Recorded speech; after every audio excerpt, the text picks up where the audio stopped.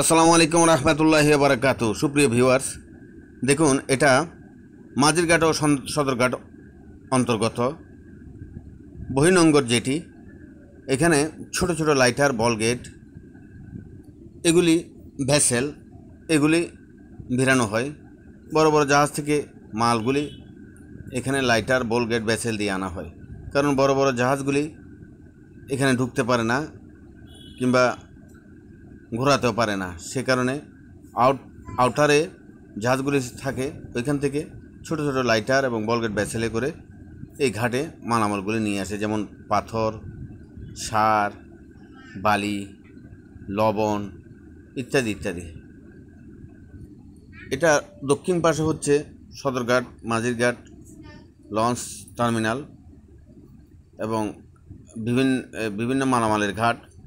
আর দক্ষিণ পার হচ্ছে diamond cement, ক্যাপকো আর আনোয়ারা পৌঁছানোর জায়গা। এগুলি সাম্পানে করে মানুষজন যাতায়াত করে, পারাপার হয়। এই যে জাহাজ থেকে মালামাল নামানো হচ্ছে, এটা বহিনঙ্গর। যে পানিগুলি কত সুন্দর দেখুন, পাথরও দেখা যাচ্ছে, খুবই সুন্দর। এই যে ট্রাক, এবং ট্রাকে মালামাল ভেসেল থেকে নামিয়ে ট্রাকে লোড করা হয়। এখানে মাছ ধরার ছোট ছোট ফিশিং বোট, মাঝারি সাইজের ফিশিং বোটও আছে, দেখতে খুবই সুন্দর। পানিগুলিও খুবই লবণাত্মক, যেটা সমুদ্রের পানি, যার কারণে লবণাত্মক।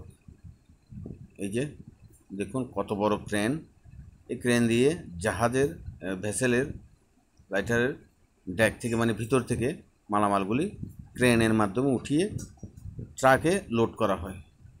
সেই ট্রাকগুলি দেশের বিভিন্ন অঞ্চলে যায়, ঘাটে যায় এবং গোডাউনেও যায়। দেখুন এখানে অনেক ট্রাক সারিবদ্ধ লোড হচ্ছে, মানুষজনও আছে। এই যে পাথরের স্তূপ দেখা যাচ্ছে, পাথরের স্তূপ,